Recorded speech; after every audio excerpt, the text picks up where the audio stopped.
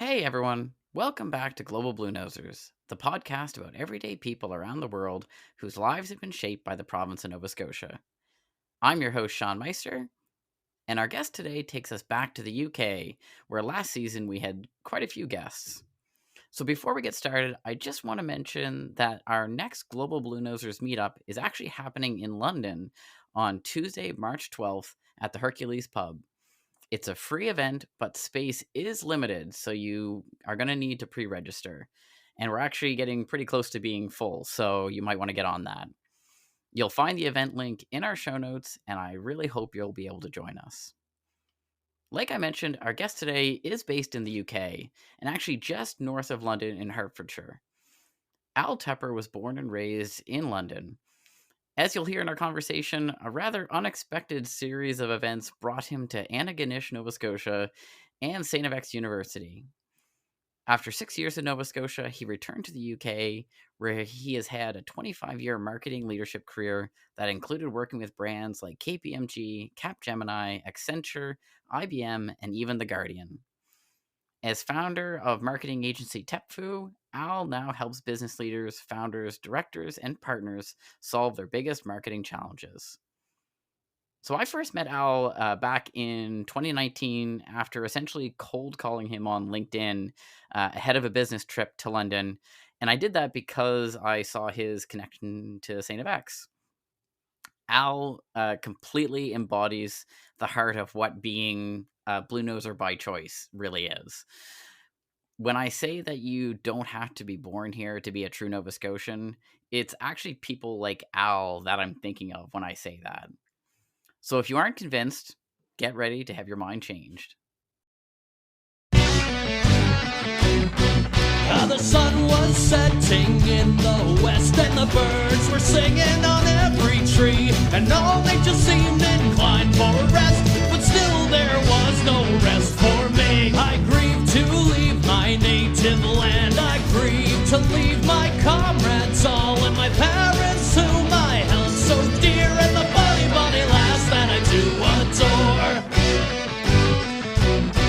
So farewell to Nova Scotia, the sea-bound coast. Let your mountains dark and drear I be, for when I am far away on the briny ocean tops, will you ever heave a sigh or a wish for me? Will you ever heave a sigh or a wish for me? Will you ever heave a sigh or a wish for me? All right, so this one I feel like is a long time coming. So I'm gonna say the words that I've been wanting to say for a while. Al, thanks so much for joining the show.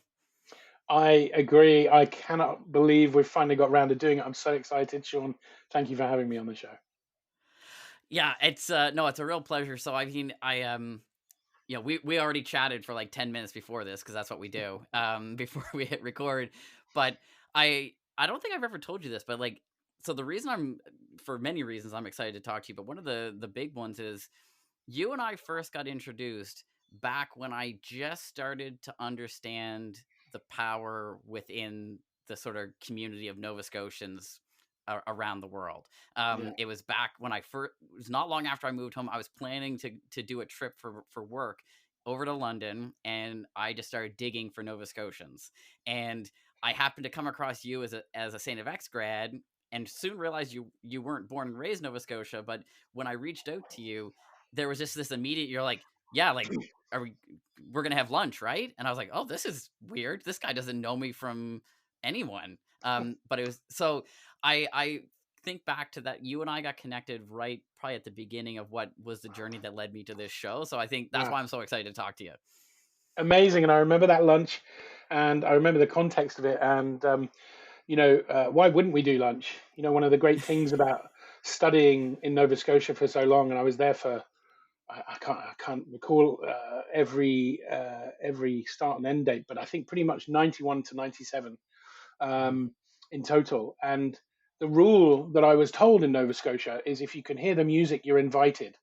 And so if you're coming to London, why wouldn't we do lunch, right? It's, to be hospitable to a Nova Scotian in London is the ultimate honor, because Nova Scotia was very hospitable to me. And I heard the music a lot, and I went to a lot of Kayleys as a result. So having lunch with you is an absolute no-brainer, and it was I remember that was my first moment when I think I realized actually, okay, this Nova Scotian thing, it travels well. Nova Scotians are all over the world. And, so in my mind as well, I think that put Nova Scotia on a world stage in my mind for the first time. And I remember you telling me about the ambassadors and uh, what it was at the time. And I just thought, yeah, I advocate for Nova Scotia already. Let's formalize this, right? And I still Yep. do. I mean, in fact, I've stopped telling people about Nova Scotia now because I'm worried that if I send too many people to Nova Scotia, it'll ruin Nova Scotia for me one day. So I'm kind of like, no, no, no, don't go to Nova Scotia. It's a horrible place. You should never go there. But I'm just trying to preserve it for me now. I hope I haven't sent too many people, Sean. I mean, is it It's getting busier? just tell them to visit. Like, Yes, it's absolutely. and then that saves the houses for when we Absolutely. I eventually want to be able get you to, here to yeah, live. I want to be able to afford a property one day, right? Yeah. So, and boy, do I wish I bought a property in the 90s when I was studying there, because it looks like prices might have gone up a little since, but what can you do? Yeah, you'd be retiring pretty quickly. Don't tell me that, Sean. Don't tell me that, Sean. That's not making me feel better. I think about the rundown. There was a beautiful rundown farmhouse on about 50 acres outside of Antigonish because I went to St. FX, which is, of course, the finest educational establishment in the whole of the Maritime. So I have to say that. I'm legally bound to say that. But it's true. If anyone wants to disagree with me, that's fine. Um, and there was a little rundown farmhouse on 50 acres with no water, no electric, up a dirt road. I mean, for me as a Londoner, it was such an adventure just going there. And I remember at the time, no one lived there, and I probably could have bought it for like, I don't know, stupid money, like $20,000 or something, and I could Mhm. probably have built an entire waterside hotel there. Ah, decisions I didn't make. There you go. Hindsight is truly 2020 because It really is. I have that when I was living out west. I remember like the plan was always to move home, but I remember I was a relatively new grad, so I wasn't sitting on a ton of disposable income. But I remember looking at property. I remember there was like property up around Cape Breton, Oh and it yeah, was like this was like sort of like pre like Cabot Links when like the Gulf uh yeah. side of Inverness really took off, and so it was like sort of in that area. And I remember seeing it was like almost like waterfront, and it was like $10,000 or $15,000 Oh for like a yeah. big plot of land. um and I was like, that's too much money. And now I look back, I was like, you Oh, fool. crazy. Yeah, absolutely. I mean, I remember those discussions because I had a girlfriend from Inverness, a Cameron from Inverness. And so I visited Inverness. I was there a lot, well, a fair amount. Um, and beautiful, stunning. I was there for one Christmas, and it was absolutely the most magical thing I'd ever seen. Mhm. But the links had, they were discussing it then. They just, if I remember, they just put in there was a boardwalk they put in on the front, and that was quite contentious from what I can remember. I think it's, and I remember them talking about the golf, and so it was pre all of that. Mhm. And I mean, there was just land in every direction. Yeah. Um, and actually, one of my favorite stories about Nova Scotia relates to Inverness because I was there for the millennium. I actually Mm. spent the 31st of December 1999 in Inverness. I was there, and on January the 1st. If anyone's listening to this that was in Inverness on Millennium Day and went to the polar bear swim in the sea that day, well, I did, and I did the polar bear dip on Millennium Day, and I made it to page 6 of the Oran newspaper because unfortunately, Sean, as I was getting out of the water, and as a limey, right, I'd never experienced cold. I mean, I'd never experienced sea ice floating next to me as I'm in this really cold sea. And so as I got out, as I ran in, obviously your body, you just kind of collapse because it's really cold. And as my head hit the water, you wake up really quickly. And so I was standing up and I steadied myself on a rock. And then I obviously legged it really fast up the beach into a car to get warm again. Little did I know, and until I saw it on page 6 of the Oran, but the rock I'd steadied myself on, I think was a guy called Dougie McGilvery, who had actually dunked back under the water.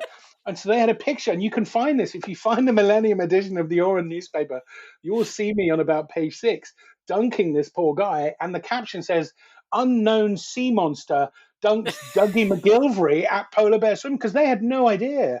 No one knew. There was like two or three people, the Camerons knew I was. No one else knew. So I'm famous. I'm like a mystery sea monster in Inverness these days. If I ever show up, I could probably make a So fortune. you're at the core of all the sea monster lore in It's all me. Inverness. Yeah, I'm the It's all origins. you. Absolutely. I'm very proud of that. So sorry to break it, everybody. It's just Al Tepper. It's just It's Al Tepper.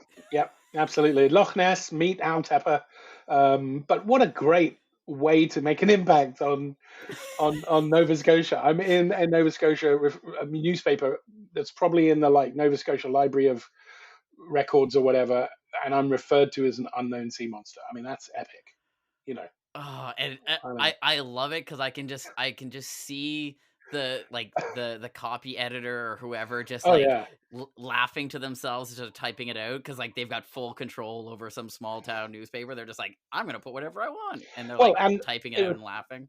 probably the greatest image caption they ever wrote. I would like to think because I mean, Inverness is a beautiful little town in a beautiful part of the world that is Cape Breton. They don't have they've probably never had a big crime to write about or anything, massive. So unknown sea monster must have been right up there in the top You three captions, I reckon. you were the highlight of their career. I may well have been. Someone out there somewhere is telling this story in reverse. The captions editor is like, yeah, there was this unknown sea monster, and I'd like to think that's true. Yeah, they bring it up as an anecdote I'm in sure. front of like the wide-eyed journalism students that they're talking to now. Absolutely. Yeah, Yeah. Oh, that's beautiful. yeah. Well, I think this is clearly indicative of us, Al.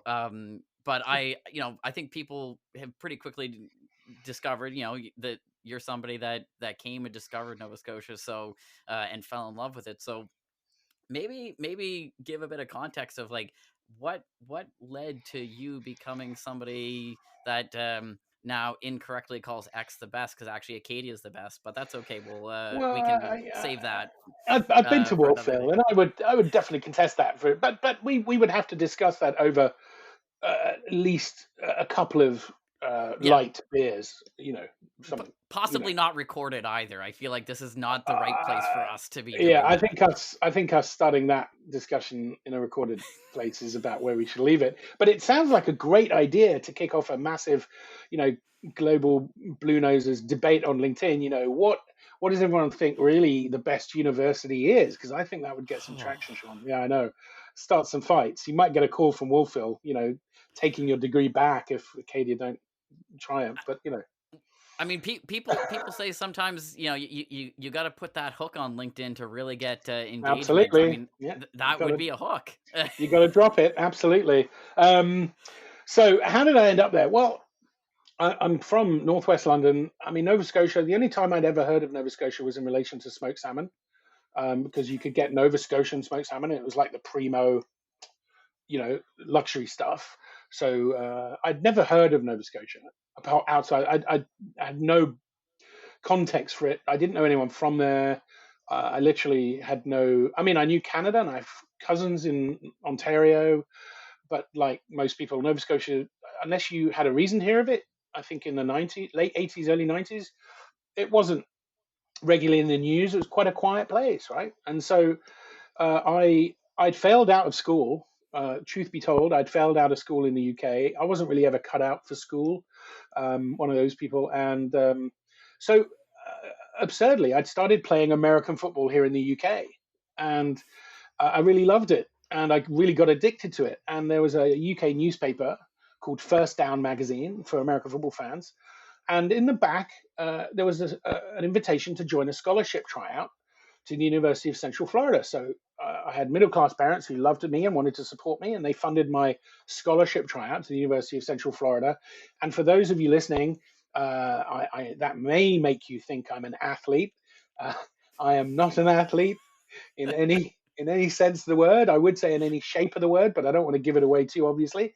And so I was just a lump who played American football, and I showed up to the UCF, and there was a guy there, a coach called John Huard, and he was from the Maine Maritime Academy, and he took me aside and said, "Look, you're not going to get a scholarship in the US. You're not an athlete. You're not going to be good enough." And I didn't care. I just went for the trip. I expected nothing to happen. I certainly didn't expect to get a scholarship anywhere. And he said, "Do you want to go to school and play football, or do you want to go back home? And I said, well, what's the option? He said, well, why don't you check out Canada? And he said, I can get you a walk-on trial at a university, at a college in Canada, and the fees are about a tenth of the fees of American universities. So why don't you check it out? Um, so I did my SATs. I was allowed into St. FX, and I turned up at football. And the coach said to me, my mum was with me from the UK, and my mum was a pretty fierce character. And he looked at me and said, I'm not letting you play football. Your mum's going to kill me if I let you play because you're going to get killed. And his name was Coach John. No, his name was, well, it was John Stevens, but it was Mark Heidebrecht. He was the head coach at the time. And so I said, all right, well, I'm not going to play football, but this is cool. I'm going to stay here and go to school. And I did. And the alternative was come home to the UK and work. So I didn't know enough about Nova Scotia to be in love with it yet, but it wasn't Northwest London and it wasn't a job at Blockbuster Video. It was an exciting adventure. And so um, my first introduction to Nova Scotia was looking out the window and saying to my mum, Mum, I can just see trees, but we're really low. Mum, we're getting lower. I can only still see trees. And like, Mum, we're like 10 meters above the ground now, and there's still only trees. I think we're like going to crash. And then all of a sudden, that runway at Halifax just kind of pops out of the trees, and then you're down. So my first introduction to Nova Scotia was, man, there's a lot of trees. I don't think there's anything here, Mum. And we're coming from London, so we're used to, a little bit of activity. And so, the airport, we got there and it was all really interesting, and there were lobsters and typical Canadian things, and we'd flown from Ontario because we'd been to see my family before, and I saw some plaid and I'm like, oh, there's a lot of like Celtic references here. And then I started to realize, okay, Nova Scotia, New Scotland, so that started to kick in. Mm-hmm. And then I got to Antigonish, and I mean, I in my life, Sean, I've never been to a town like that. I fell in love with it the minute. I mean, I fell in love with Nova Scotia from the minute I saw it was trees and not people, because I thought, look, London sucks because there's too many people, and here there's like it's just trees. And then we drove to Antigonish from the airport, and there's just trees. I mean, the trees break for a little bit in New Glasgow and Truro, up the TCH, and we pulled into Antigonish. I mean, there was very little there. It was a university and it was a tiny town. And how could you not love it? Driving down Main Street, I'm like, this is heaven. Coming from London, I've literally found this archetypal dream little tiny town in the middle of nowhere. And I made it my home for 6 years. And I'm just devastated that as a student, applying to stay is so difficult. I'd have stayed in a heartbeat, in a heartbeat. And I had some girlfriends. I probably could have got married, I dare say, if I'd have really made an effort to stay. But I needed to come home. My father was old, and I wanted to be around for him. Mm-hmm. I was devastated, and I always since look back longingly at Nova Scotia because um, it made me who I am. I'm not just being dramatic. When I went to Nova Scotia, I didn't have a goatee. For those of you not watching, I have a beautiful white. It's actually a Van Dyke, the whole thing. It's the moustache and the goatee. That's what you call this whole thing. It's called a Van Dyke, would you believe? Not a goatee. This is just the goatee for anyone listening. I just tickled my chin. And I didn't have a goatee. I didn't have any facial hair. My name was Alan. And when I came back from Nova Scotia, I was Al, and I had this goatee, and I had found myself. Mm. I'd, removing myself from London gave me a chance to figure out what I wasn't and what I was. And in my heart, I've always felt Canadian. My family live in all across Ontario, and I've always longed for Canada because my aunt would come over and bring books. I remember one of the first books I ever read she bought was Jacob Tutu and the Hooded Fang by Mordecai Richler, and a great Canadian author, and I believe he's Canadian. And so I just fell in love with Canada, and now I fell in love with Nova Scotia. I mean, how could you not love this place? I defy anyone to tell me they don't like Nova Scotia. I just don't think it's possible because it's friendly, it's local, it's not crazy expensive like the cities that I have to spend time in. You can be outdoors in about 5 seconds from pretty much anywhere you are. I mean, you're living and existing on this beautiful peninsula that's like 99.99999% trees. And so the air is beautiful, the sky at night. I remember being on Mahoney's Beach, just north of Antigonish, towards the Antigonish landing. If you've been up there, where it gets where it meets the sea. I remember looking up the stars for the first time. I was probably in my second year at university, and I'd never seen a star field like that. Because in London, I mean, you look up, you might see, 10, 20, 30 stars. Mhm. There, I mean, I'd never seen the Milky Way before, Sean. So can you imagine what a religious experience this was becoming? I was, the universe's secrets were literally unfolding for me in Nova Scotia. If you haven't yet figured out, I really like Nova Scotia. And that's how I got Well, there. It's because of American football. What are the odds?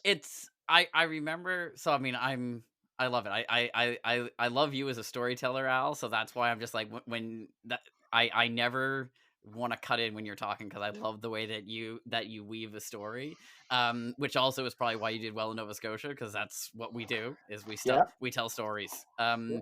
It's, you don't tell something, you tell something within the context of a story, and, but I remember you telling me that story over lunch in London, um, and just there was that level of authenticity to, because it's one of those things. It's like when you don't know somebody, or meeting someone for the first time, you're like, I gotta flush this out and see. And like, Yeah. because there was the connection to Nova Scotia, I was like, this guy seems totally legit. And you were probably the same thing. Like, who are these guys showing up from Nova Absolutely. Scotia? The fact you were And from Nova Scotia meant you just had a pass. yeah, I just wanted to meet you because you were from Nova Scotia. I just thought y- it's a no-brainer, you know. yeah. And but I remember you telling that story, and um I'm not somebody that thinks that things are preordained or anything like that, but it just it there was definitely sort of an element of fate, I think, to how that all went about in your life. And it's one of those things. You said something, and I kind of want to, not to get super philosophical or anything like that, but Yeah, you yeah. had said about how, like, when you got to X and you got to Nova Scotia, you sort of started to find yourself. um and the question I often have for people when they say that, when they come here, it's like, were you finding who you were, or was Nova Scotia building you? Um, Well, I think it's a bit of both, because I grew up very protected, upper middle class family, quite spoiled, had everything I ever needed. And then it's 3 a.m. in the middle of a blizzard in Antigonish, and you can't get anything you need. I mean, you got to figure stuff out, right? I mean, in London, that's never happened. I mean, I remember walking. Shout out to anyone from the niche who remembers these sorts of days. But I remember walking to Needs, which was a convenience store, at like 2 in the morning, because it was the only place that was open. And I was a student, so 2 a.m. was absolutely, completely the time you go shopping, right? And I'm not going to comment as to whether I had imbibed any of Nova Scotia's finest liquors, perhaps. And of course, when I'm talking about Nova Scotia's finest liquors, I'm talking about, and if you remember this, you really were there. I'm talking about Great White and Red Max, of course, those fine sipping wines that were about $6 for 2 liters that you could get in the Nova Scotia liquor store. That was, with sort of hand drawn crude labels. I mean, if that wasn't moonshine, I don't know what was. But not that I'd had any of that. I mean, I just want to make it no, clear I hadn't had any of that, right? you had heard of it. You had I'd heard of heard of it. it. Yeah, I'd Yeah. seen it, right? I knew of its existence. And for the first time in my life, uh, it's 2 a.m. I'm hungry. Well, there's no takeout out. No one's delivering. You're on your own. And I remember walking through that blizzard and really for the first time, facing that level of challenge, because prior to that I'd lived a very soft existence. I had everything I needed, right? London, there's everything you need on your doorstep, like, all the time, even back then. And so for the first time, I had independence from my old self, from my family, from my mum, who's a South African and really punchy and quite an overbearing mum, but that was how she loved us. Um, and here I was, thousands of miles away from safety, doing my own thing, you know, looking after myself, actually having to grow up. So yeah, it did build me. It did. I didn't just Yeah. find I found the me that Nova Scotia unsurfaced, or Yeah. surfaced. So it was hardier than London Owl. It Yeah. was more capable, and gave me confidence to grow. And I attribute most of who I am and what I am today to my time in Nova Scotia. I would not even be close to who I am without those 6 years. Not even close.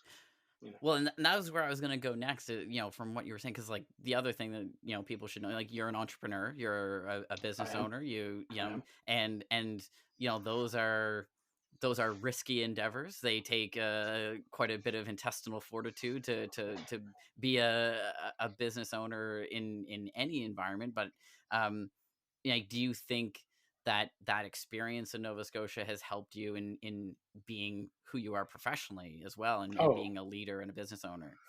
oh, absolutely. I mean, I first of all, I finished grade 10, so I had no education really. I was uneducatable. I was just one of those kids who I couldn't sit still. I mean, now I'd probably be diagnosed with ADHD, and I'd probably have a support plan. But back then, I mean, late 70s, early 80s, school was pretty brutal, and so I kind of fell out of that. And so the first thing that Nova Scotia did was teach me to learn, because I had to Mm, learn how to learn. And so you could never run anything in life if you can't accept you don't know stuff and then learn what you don't know. So the first thing it taught me was, you don't know everything, shut up and listen and pay attention and learn, and actually work hard at learning and build learning processes. And so school had relatively failed me. And in my first year, Sean, again, massive shout out to anybody who identifies with this. I was what was called a Christmas grad, Sean, a Christmas grad, because I went home in November because I failed my midterm so badly because I had no way, I didn't know how to learn. And of course, mhm. going to university, no one holds your hand.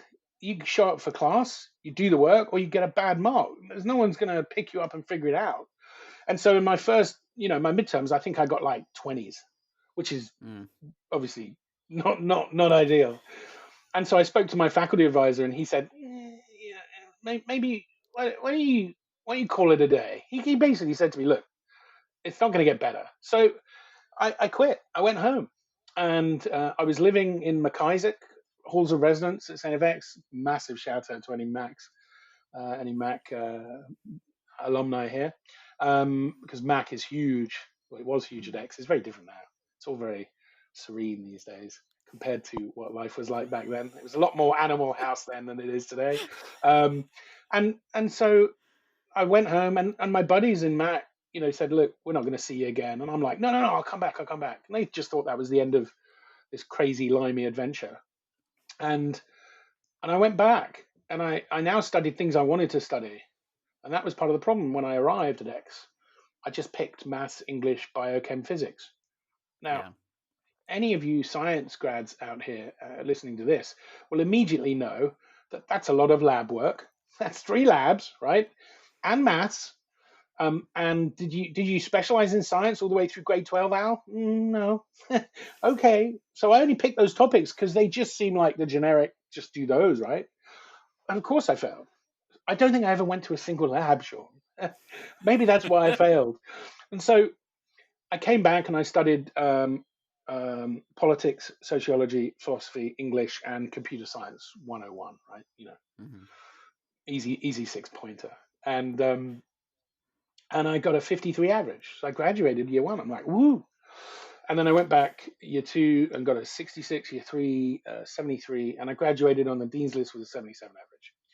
Hmm. If that isn't a testimony to Nova Scotians' capability of building someone who'd fallen out of school, never mind giving me the entrepreneurial and independent skills I need today, I don't know what is. Because Yeah. I had no future. And Nova Scotia gave me my future. And I will forever owe them a debt for that. That's why I love Nova Scotia, because look what it gave me. Yeah. Well, and yeah. Joking aside from earlier, as the Acadia grad, it's I think I will say, I mean, I'm a big fan of the just sort of the entire post secondary environment in Nova Scotia, because like we have Yeah, so many universities, like we're yeah. we're overloaded with universities for a small province. And And good universities. You well, and really, that's the thing. really amazing. You know, Not, yeah, like not middle of the pack, no, like really good universities. And I think like Acadia and X and a few others, like there's something interesting because they are self-contained Yeah. within these small towns, and they form the foundation and an identity of that town. I remember Yeah. Acadia like literally doubled the population of Wolfville when we Yeah. all came back. Same in Antigonish. Absolutely. Yeah. Absolutely. And so for you, I mean, like definitely Nova Scotia, but like I always like to use this as an opportunity to give credit where credit's due. So like what can you say about the role that Saint FX as a university, the people and the institution had in doing that for you as well? I If I owe Nova Scotia a debt, I owe Antigonish a debt, and if I owe Antigonish a debt, and by the way, when I first heard the name Antigonish, I pronounced it Antigonish because I'm a Brit and I didn't know how to say it. And don't ask me how I pronounced Muscadabad the first time I saw that on a road sign, and Shubenacadie. I mean, honestly, people were laughing at me most of the time because I was just talking like a Brit and making stuff up because I didn't know how to say stuff. But if I owe Nova Scotia and Antigonish a debt, the debt I owe Saint FX for giving me a second chance in life because they didn't need to. And I know I was a foreign student and I represented foreign fees, and I know they could, whatever. But they met me and liked me and let me in, and uh, I I'm not sure I have the words for the love I feel for Saint FX. I never experienced anything like that in the UK. I have friends all around the world who've gone to the universities and don't have 1% of the love and the connection and the feeling of family. And I would show you my X-ring, but we moved house, and my X-ring is in a Tupperware box with my other jewelry, and it's somewhere in our garage or garage if you're English. Um, and so I have an X-wing, and I treasure it. I know, having said that, it's not right on me right now, but Antigonish made me realize for the first time in my life that maybe I was lucky, maybe I was very privileged, and maybe um, I had had a very insular view of the world. And so Antigonish was my, you know, removal from a very cloistered mindset, and Saint effects too. And I was very privileged to be pushed and challenged. I remember in my first year, I'm not quiet, I'm not shy. I think that's pretty obvious. So in my first year, I went to an international students meetup, and they needed to have someone on the student union, and so I put my hand up. So in year one, I was on the student union as the international student rep, and for the first time in my life, I had a voice and people were listening to me, and I had some capability to move dials, and that got more and more involved. And I ended up in my final year at Saint FX in my postgrad year because I stayed behind because I didn't want to leave. So I stayed Hmm. behind. I took 3 extra classes just so I could have one more year at X after I graduated. I mean, how much love is that, right? So um, in my final year, the dean of students, who I'd built a good relationship with, asked me to be the chairman of the discipline committee upholding the university code. So I was allowed to suddenly, even though I hadn't done well in school, I was given chances, and that absolutely made me. There's no question, none. Without Yeah. said effects, I wouldn't be here. I'm not even sure I'd actually even be here because I had nothing to come back to. I was working Yeah. in Blockbuster Video, so I had Yeah. no future. So FX gave me everything I have of my future, and I can't ever repay that debt, can I? You know? I- and I think that is really the power in the small universities Yeah, in Nova Scotia, because I really find, because it's like Dal and St. Mary's and everything work for a particular type of student. I grew up in a really small town. When I went to Wolfville felt like a huge place to me because there was a Subway sandwich restaurant. I was like, oh my god, wow, um, yeah, this is huge. But I kind of went the other direction where I was like a high achieving student in high school, but I never actually learned how to learn, when I was challenged. And I went yeah, to university and I went on academic probation my first semester. I just wow, completely fell apart. wow, Completely fell apart. But it was the small community of Acadia. It was the fact that there was access, that people would take time for me. It was that it was a community, and it sort of replicated what is so powerful about Nova Scotia, is that there are people there to be a shoulder to lean on. They're there to help you. That was so critical for me in my journey too. And I think that comes from the history of Nova Scotia. If you look at, what Nova Scotia is and who settled Nova Scotia and where they came from and what life is like in Nova Scotia. I mean, 100 years ago, even 1924 in Nova Scotia, when it snowed, you really wanted to have everything in the house because, especially if you live in Cape Breton, I mean, most of the roads, I mean, there weren't gritting machines like there are snow plows. You had to be really independent and self-sustaining. And so, what I loved about Nova Scotia as a whole was that sort of camaraderie that comes from being in a place that's not easy. It's 150 years ago. If you lived in Nova Scotia, even 50 years ago, you know, if you lived in Nova Scotia, life would have been way more challenging than if you lived in Toronto or London or anywhere else. Because when it snows, if you don't clear your, 500-meter drive of 3 feet of snow, you're not getting out.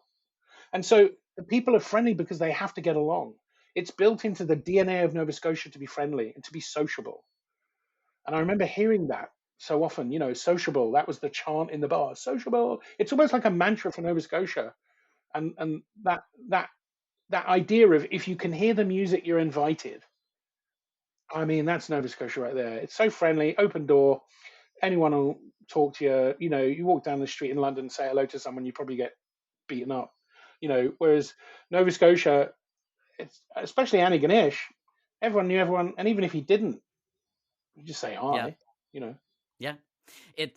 I've always chalked it up to, and it's not meant to be, taking a shot at other people, but I I always felt that, really the identity for me growing up here and now living here and being so proud of the places, it came from a place no one else had our back.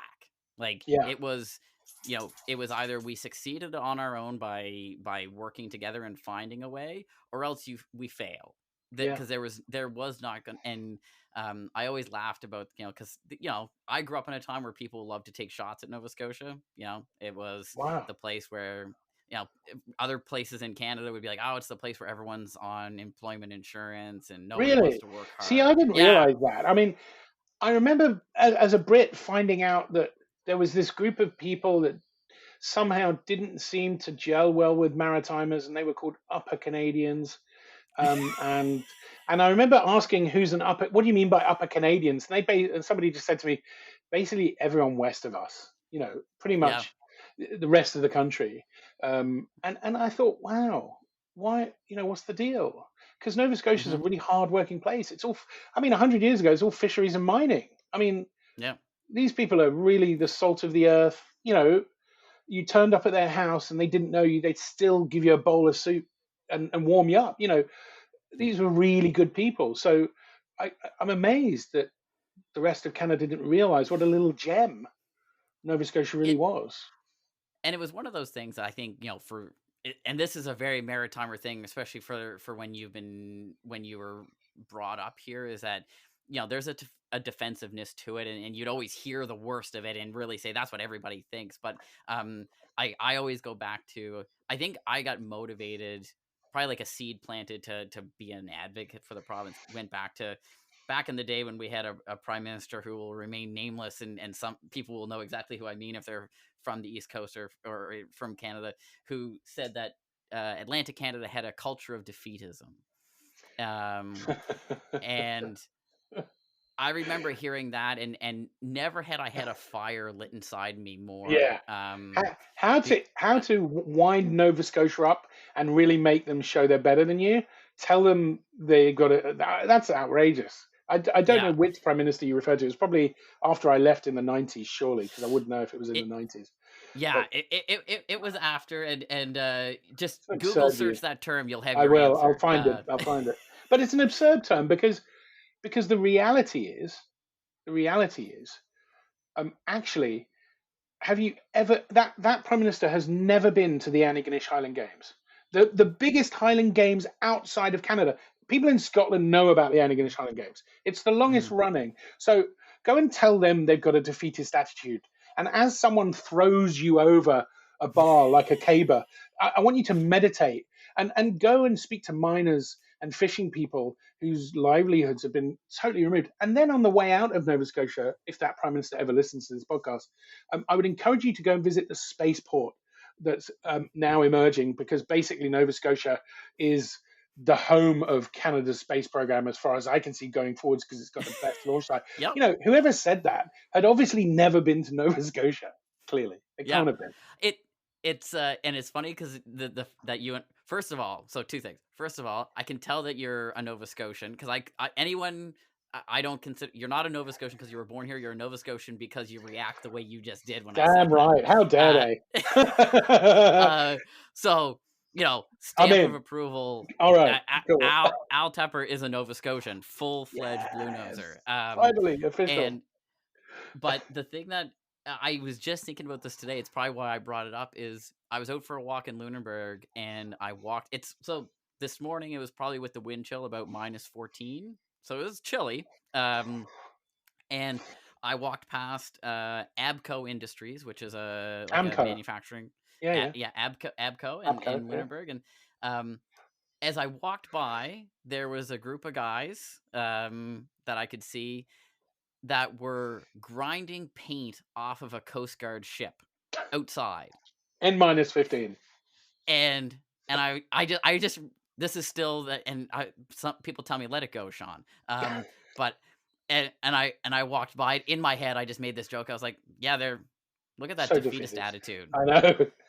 That's what I mean. If you've ever had to get up, and if you've ever woken up, and I'm sure everyone who's ever lived in Nova Scotia will identify this, you wake up, it's been 4 feet of snow overnight, the car's like buried, and you got to be at school or at work in like 40 minutes. You got to get to the car, you got to get in the car, you got to de-ice the car, you don't have any tools, so you get a credit card out and you're chipping away on the front.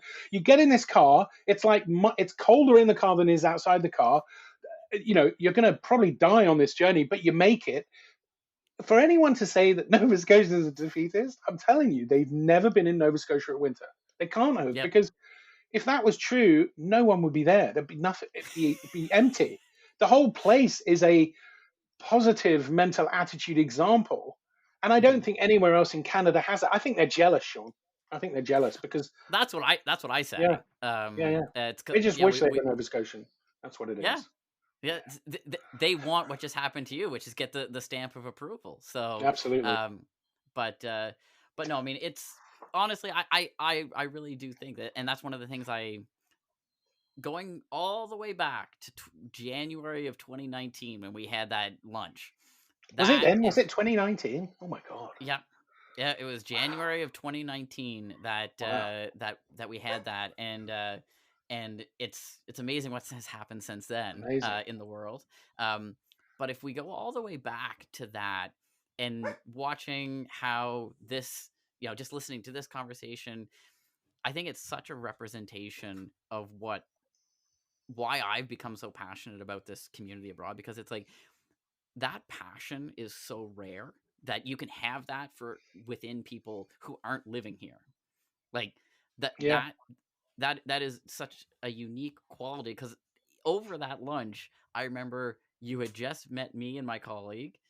We had one meal together, and at the end of it, you said, "Whatever you need, just call me." And it was, and it was legitimate. Yeah, I literally feel such a debt. And I don't want all of Nova Scotia to call me with their problems and ask for help tomorrow, because that might overwhelm me a little bit. But genuinely, they can call me first, and I'll filter for you. Yeah, but I mean, it's just, look, not everyone's perfect. Nova Scotia has, I'm sure, its negatives and downsides. But as a rule, I've never met a nicer, friendlier people on my travels. I just who embraced me. People took me into their home. Complete strangers looked after me, gave me clam chowder in where was that? Madame, just in, I don't know where it is, not far from Antigonish. A French Acadian family gave me a seafood chowder that was the most outrageously good thing I think I've ever eaten in my life. So it's just lovely people, good food, good music, a can-do attitude, and a willingness to roll up their sleeves and get their hands dirty and look after each other. You just don't get that anywhere else in the world. Really, not many places. I agree. I agree, and to then have, like I say, when you run the numbers, tens, if not hundreds of thousands of people around the world that have that Oh same yeah, feeling that definitely you're talking hundreds, about. definitely Um, hundreds. what a resource for us, for as a little province, to be able to Absolutely. say, these people are there, and another area for the rest of Canada to be jealous is that, as a province, we have that, and that's what I love doing this show for, is to really hear that come through in the conversations, because it's, yeah, I mean, I think that was probably my favorite thing, was the way you reacted when I gave you that quote from our prime minister. Like, that That's a that good was the test. most That's a that was good, the like, most Nova yeah. Scotian response. It was Oh, how can I not defend Nova Scotia? I mean, how dare they? I'm getting angry about it again, Sean. I mean, it's like, I've got proof. I can give you absolutely, 99.9% sure proof that Nova Scotia is the best province with the best people and the greatest fan base around the world. And here's the proof. Global Bluenosers is a great podcast showcasing everything I've just said. Show me one other Mhm. province in Canada with a podcast. Is there one? Yeah, Have you heard of I one? think. Is there a BC podcast? Come on, BC, where are you? Is there a Saskatchewan podcast? Come on, Saskatchewan, where are you? And I don't know. I haven't heard of one. And No. I've never seen it cross my page on LinkedIn. Or if there are other, I think there should be like a sort of a national podcast games in Canada, and the Global Bluenosers will absolutely come out gold, no Yep. question, because no one's going to get fans like Nova Scotia, Well, not and even I Newfoundland. think. Oh, there's There's a fight, that eh? that now, watch your DMs on LinkedIn Yeah, now. yeah. Come on, Newfies. Um, Let's get it going. but Let's have a podcast. I do think it's one of those things of, like, for me, I see it in doing this show is, when I reach out to somebody who I don't know, and just say, do you want to spend like 45 minutes talking about Nova Scotia? Oh my Like, god. it's a yes. Yeah. And and and like, we all know that, like, time is not something that's easy to give up. It's giving up your time is one of the biggest things you can give up. Oh, And and I mean, there's no way I could say no. It's a compulsion because it's such a lovely place. How could I not want to support it, right? And that's why I'm here. It's like it's not even a. It's not. I mean, I'm very judicious with my time, Sean. I run a very tight ship. I have really controlled diary. But putting an hour into this, absolute, like, hell yeah. When sign me up. Just I want to do it. You know, no, I love it. And as I suspected with our conversation, we've hit 45 minutes without really without even even trying. blinking. So we might have to do volume 2 on one of my trips over to London, and do it in Absolutely, person. great Uh, idea. and but to end it off, I can't let you off the hook. No. I have to make you answer the question that everyone has to answer, which is, if I wave my magic wand and suddenly you're coming in over those trees, hoping that the runway is still Oh my there. god. Uh, uh, After touchdown, what are you gonna do over the next 24 hours, if that's all I'm giving you? All right. Well, before I tell you that, I just want to say, because I just realized something. If there isn't a Newfoundland podcast and anyone listening to this is going to launch it, then of course it should be the Codcast. I'm just saying it's a great idea because of course it's Newfoundland and it's all about cod, right? So it's the Newfie Codcast, and you got to make me a guest on that now. Whoever launches that. Anyway, so what would I do in Nova Scotia for 24 hours? Damn. Well, the annoying thing is I'd have to hit the road and spend 2 hours of those 24 hours getting to my first stop, which would be Antigonish. And in Antigonish, the first thing I'd do would be I'd go back to Oland Field because that's where my journey began at the football team, and then I'd wander over to Mac to see what Mac was like today because it's very different, and then I'd probably go to the Wheel Pizza in Antigonish because, my God, you can't not go to the Wheel Pizza in Antigonish. It's a religious experience. And then I think I would I'd probably tell everyone was coming, so try and get a single drink in with everyone I know in Antigonish, or the Nish as I call it. And I'm sure I invented that name. I'm sure I'm the first person who called it the Nish, by the way. Definitely, Um, definitely. and then I'd head back to. I'd probably head out across the causeway, and probably try and get some of Cape Breton in because lobster and basically Gaelic music it's just divine, absolutely divine. And then I'd head back to Halle, and uh, hopefully I would uh, I'd be able to meet friends. Mostly it would be meeting friends, because what Yeah. else are you going to do? And just before I left, um, having been downtown Halifax, I mean, there's so many things I would want to do, but 24 hours, Sean, it's not a lot of time. And Not a then lot of time. on the way out, I'd probably have to hit King of Donair, because we don't get Donair like you guys get Donair, and we don't get garlic fingers like you guys get garlic. You guys have no idea how lucky you are, right?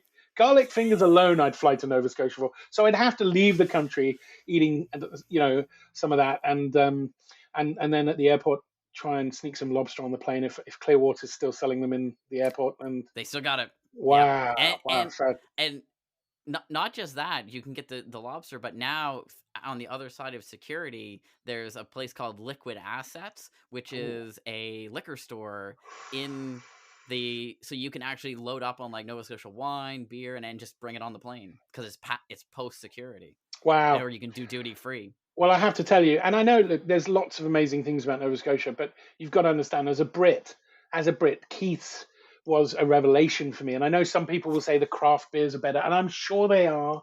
But the reality is, I'd be taking home a 2 for a Keith's with me for sure, because You gotta. it's my experience of Nova Scotia was mainly a student experience of Nova Scotia, and good old Uncle Alexander had a few things to say about that. So you know, so that's probably what I do with my 24 hours. And I'm sure there's more culturally interesting things I could do. I've never been to Peggy's Cove. We were talking earlier. I never ventured south of Halifax. And so there's so much. I mean, I want to see the Bay of Fundy. I want to see the right whales in the Bay of Fundy. There's so much. Yeah, yeah. Yeah. Well, let's. I can tell you this, Al. If I ever get the power where I can actually wave that wand and get you Oh, here, I'll give you more than oh, 24, thank just you so you so know. much. That'd be great. That'd be great. Well, I hope to make it back. I mean, post COVID now, you never know what's going to happen. And yeah, I've got a lot of friends in Nova Scotia, and yeah, I want to get back as soon as I can, as soon as time and life allows. So I'll be buying the beers, whoever We'll shows be up. here with open arms when you get here, Al. Amazing. It's because yeah, it's one of those things for me. The way I describe it is for you to if you were to come here, you're coming home. I So absolutely am. Absolutely. That's how and I feel so about it. we Definitely. that's one thing we do well is welcome people home. Oh So yeah. Oh man, completely. And it really is home. I do feel. You remember the old ads? I won't say the brand name so you don't get in trouble. But I always said I am Canadian, mm, and in my heart I'm Canadian, and in my heart of hearts I'm absolutely Nova Scotian. And I was lucky to be at a party recently, and there was a piper there, and uh, immediately made a new friend, and he knows Nova Scotia. He knows the Highland Games. He knows Cape Breton, and that's what Nova Scotia does. It takes two strangers in the middle of England and turns them into friends. Nova Scotia even helps people become friends when they're not in Nova Scotia. That's the power of Nova Scotia. well, and perfectly placed because in less than 2 months, that's what I'll be doing in London Yeah, because can't wait. we'll be having our meetup there, and so so far we're close to 75 people signed up. Wow, So you're gonna meet a few new friends. amazing. I only ask one thing. Can you please give everyone an opt-in list so we can all connect and stay connected after that, or somehow you set up a group chat on LinkedIn or something? Because I love connecting with Nova Scotians. I have just so much desire to have more Nova Scotians in my life, so I want to meet them Yeah. all. It's with these events when I go out, they're not one and done. The intent is that you guys start to get a community there on the Yeah, ground. hell yeah, It's not about bringing people home. It's not about making an ask. It's about how do we make sure that people not here brilliant, still feel that sense of belonging in the Nova Scotia family. brilliant. And so yeah, we'll definitely make sure that happens. And in the meantime, we'll keep chatting as we always do, Al. But I can't say how much I appreciate you taking the time to talk about Nova Scotia, and I love hearing your passion for the province. It's such a heartwarming thing. Well, thank you for the chance, Sean. I really appreciate it. And you know, I don't know what else to say, but I remember the quote above the bar at the Student Union Inn was a famous quote about all roads leading home. and Nova Scotia is never far from my mind and my heart. So thank you for having me. It's been brilliant to talk Oh, about Nova Scotia so much. my pleasure, Al. Thanks so much, and you have a good day. See you later. Global Bluenosers is a Some Good Media and Entertainment production. It's hosted, edited, and produced by me, Sean Meister. All the music used on the show is by Lunenburg-based band Black Matilda. You can find the show on Instagram, Facebook, and LinkedIn, so give us a follow. If you enjoyed the show today, I'd really appreciate a 5-star review. And make sure you also subscribe to the show so you never miss an episode, especially some of those surprise bonus ones that are bound to come. Thanks for listening, and I can't wait to welcome you back again next week.